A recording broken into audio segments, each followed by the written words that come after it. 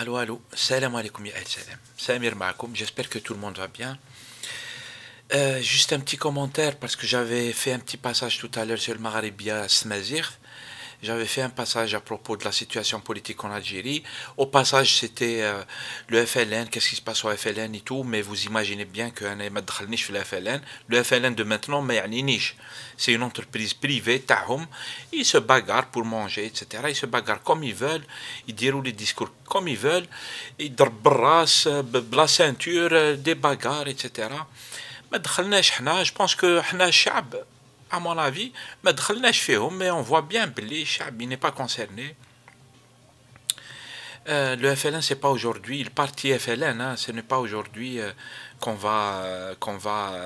c'est-à-dire on va pas le présenter aujourd'hui. Le FLN de 1954 à 1962 يعنينا كاع الجزائريين. De 1962 يعني الناس اللي تخدم في ال FLN واللي تعيش بال FLN etc. Et donc voilà, le FLN, encore, c'est-à-dire il faut mettre entre parenthèses la période هذيك تاع سي عبد الحميد المهري الله يرحمه. C'était, c'est-à-dire le FLN avait, suite aux élections qui se sont produites, suite le fait que l'Algérie a plongé dans les années 90 dans le Halak, etc., le FLN de Abdelhamid Mehri avait fait des démarches et avait pris des positions qui sont vraiment une exception par rapport à tout le reste du FLN, surtout le FLN Hadzman. Hein. Vous avez vu le carnaval, mais le carnaval a atteint son maximum. Les ceintures, tu imagines le ridicule, c'est-à-dire ça atteint les limites maximales. Bref, mais le FLN on s'en fout. Et la question aussi qu'il posait les journalistes, c'était un peu la classe politique actuelle. Est-ce qu'elle propose un débat? Est-ce est-ce qu'il y a des propositions politiques? Est-ce qu'il y a des propositions du contenu? Est-ce que les élites, et c'est ça le sujet, est-ce que les élites, elles ont fait, est-ce qu'elles ont fait leur travail? Est-ce qu'elles proposent quelque chose? Est-ce qu'elles jouent leur rôle, etc. Et justement, moi j'ai dit, justement, c'est le problème de l'élite en Algérie, c'est un des plus grands problèmes que l'Algérie elle vit. فيه مشكل تاع النظام لكن النظام راه هنا وقوي لانه فيه مشكل تاع نخبه. Et du coup, c'est un des plus grands drames que vit l'Algérie. C'est ce que je disais tout à l'heure, c'est un problème d'élite. Et je pense qu'il faut tout de suite faire remarquer que le problème d'élite en Algérie, il n'est pas nouveau. Depuis toujours, les élites, elles ont posé problème. Bien sûr qu'il ne faut pas généraliser, il ne faut pas mettre tout le monde dans le même sac, mais il se pose globalement, en ce qui concerne l'élite, un problème.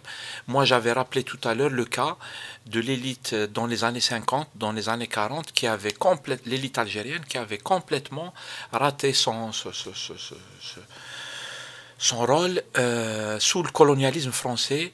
Et tellement ils avaient raté le rôle, et encore là, il ne faut pas mettre tout le monde dans le même sac de la même manière et tout, mais globalement, ils avaient raté leur rôle, ils avaient des partis politiques, ils participaient à des élections, ils participaient même à l'Assemblée nationale, entre guillemets, à laquelle pouvaient participer les Algériens, les Français musulmans du premier collège, comme on dit. Et du coup, l'élite politique, elle avait tellement failli que, en 1954, le peuple algérien était vraiment dans la misère et sous le diktat du colonialisme, qu'en 1954, une poignée d'Algériens, ils ont pris leur courage à deux mains, et ce sont des visionnaires et des gens si bêtes, yani, et puis ils avaient Iman qui était énorme dans la cause, et Iman fi Rabbi d'abord, parce que c'était des gens, pour la plupart, qui étaient très musulmans. Et puis l'iman fichab, l'iman fit la justesse de la cause elle était juste, et du coup ils sont allés de l'avant, ils ont pris les devants. Pourquoi? Parce qu'ils ont fait le constat que la classe politique elle avait failli complètement. Ils participent aux élections, ils n'ont jamais rien changé, etc.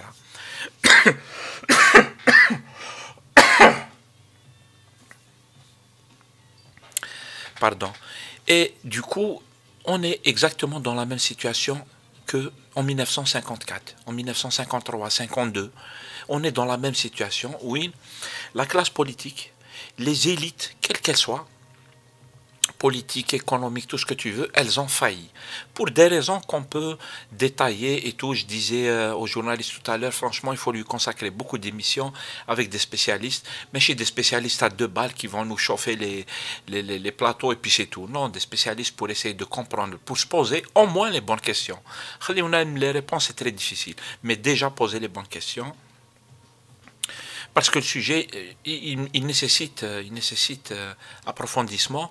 Moi, ça m'a rappelé parce que j'étais en train de lire de relire Malik Ben Nabi, Allah yarhamou. Et dans Pourriture, il a parlé de la faillite de l'élite. Il a parlé de... déjà, dans Pourriture, son livre qui s'appelle Pourriture, au pluriel, je ne vais pas faire ni la synthèse du livre, ni la fiche technique, ni la fiche de lecture. Juste que c'est un témoignage qu'il a fait entre 1930, 32, 31, 32, jusqu'à 1939. Qu'est-ce que lui, il a vécu? En fait, il était entre l'Algérie et Paris, où il a fait des études. Il a fait un ingénierat dans le temps pour un Algérien indigène, comme ils disent. C'est très rare, c'est très difficile.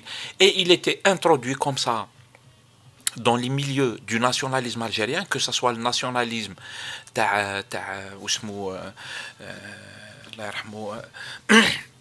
مسالي الحاج ولا الإصلاحيين puis الجمعية العلماء etc. تاع بن باديس الله يرحمه. Et du coup, il les avait fréquentés et il avait dénoncé. Il avait tout de suite remarqué Bli. Il avait écrit noir sur blanc. Il a expliqué pourquoi que c'est une élite qui n'est pas à la hauteur, qui ne se pose pas les bonnes questions, qui ne pourra pas donc résoudre les problèmes du peuple.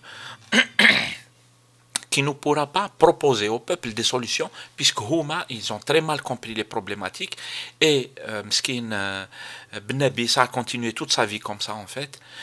Il a été éjecté de partout parce qu'il pose les bonnes questions et il ne rigole pas sur les vraies problématiques. Ou on n'a pas, comme partout les élites, c'est-à-dire c'est un rang social, élite. Vous voyez, c'est un rang social qui m'a Ben Nabi. C'est-à-dire le truc d'élite ou de nationalisme, au moment où entre le vrai nationalisme et le nationalisme, tu as les grands discours, etc., ça peut donner une place sociale ou ça peut même donner une gargote pour certains. Ils étaient devenus propriétaires de gargotes à Paris en 1930 et tout. Il faut recontextualiser chaque période, les spécificités. Mais voilà, en fait, c'est exactement la même chose maintenant. L'élite, on les voit en fait. Ils cherchent des places, ils cherchent à avoir une place au soleil, ils veulent de l'argent, ils veulent une voiture, ils veulent un appartement, un voyage ou n'importe quoi. Et quand tu reviens sur le vrai rôle de l'élite, les problématiques telles que les élites, elles se posent les questions, les bonnes questions. C'est très difficile de répondre, mais au moins il faut réfléchir, là, quelle situation on est, pourquoi on en est arrivé là, comment on peut sortir de là, les problèmes, il faut les poser, les questions. Tu poses les questions, c'est le rôle de quelqu'un qui est quelqu'un qui doit contribuer à la réflexion et au débat. Je parle même pas des élites, c'est-à-dire syndicales, des élites étudiantes, chez les médecins, chez toutes les corporations, etc. C'est ce qui a fait que les Algériens, tchoufom Dorka maintenant, surtout l'élite politique, les Algériens, ils font un rejet mais méchant sur les élites politiques. Ils disent quoi là, qui t'adore politique, mais ils sont dégoûtés à cause du travail que l'élite elle a fait ou qu'elle n'a pas fait. Elle a déserté le truc, elle a trahi, et ça a donné des catastrophes. Et dans le cas de l'Algérie, voilà, on assiste exactement à ça, y compris actuellement. Regarde la scène politique algérienne, tu vas voir dans quel délire, nous nageons, dans quel... c'est-à-dire moi je suis étouffé je cherche des gens, je les écoute, je les lis et tout, qu'est-ce qu'ils font, surtout parce que les déclarations, les gens qui font des déclarations et dans l'action ils font autre chose, ça c'est en pagaille, ils sont éliminés direct. Mais tu écoutes les gens, tu les regardes ce qu'ils font et tu étouffes parce que les vraies questions, elles sont pas posées. Alors là, les réponses, c'est même pas la peine. Undoro haka. Les gens, ils sont capables de dire la chose et son contraire. Ils sont capables de défendre une position et puis de défendre l'inverse. Ils sont capables d'abandonner tous les principes, etc., etc. Yalla tifya Rasulallah. Et c'est ce que je disais tout à l'heure sur le Maghrebia.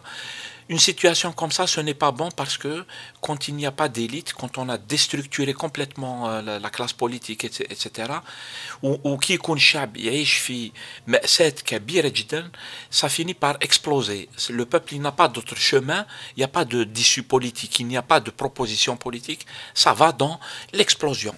L'explosion, ça peut être tout et n'importe quoi en fait. C'est pour ça que on dit toujours Ana raïhin l'haouya. Et le problème de l'élite est un vrai problème. En plus de celui du régime qui est une vraie dictature en folie, une dictature en folie en fait, et de la situation internationale et tout. C'est ce qui fait que ce n'est pas bon. La situation, c'est pas bon en fait. Inch'Allah ghayr khair, mais soyons réalistes, malheureusement. C'est tout ce que je voulais dire. J'ai fait un peu long, mais je voulais parler un petit peu de ce sujet. Benabil avait dit une phrase, je l'avais retenue à peu près. Il dit il dit l'élite algérienne, c'est 1933 ou la 34, hein, il était en contact avec كاع القيادات هذوك, y compris مع العربي تبسي, مع Msali El-Hajj, l'administration française, je ne vais pas le refaire le sujet, l'administration française, elle posait les bonnes questions. Et ça Benabil était dégoûté. Allez, on a en face des techniciens qui mécanisment en 1930, 31, 32, 33, 34, des techniciens, ils font la situation, ils font les données, et les élites, ils n'ont rien compris. Et il observait ça, il était dégoûté. Il a dénoncé ça, ils l'ont marginalisé et tout. Il avait dénoncé ça. L'ennemi, lui, il a une stratégie, il a une vision, il a très bien compris le terrain. Il connaît notre nature, comment nous on réagit.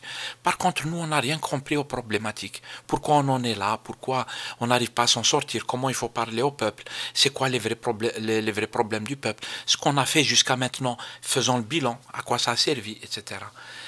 Mais qui تكون كيما بالنبي الناس ما يحبوكش. C'est comme ça.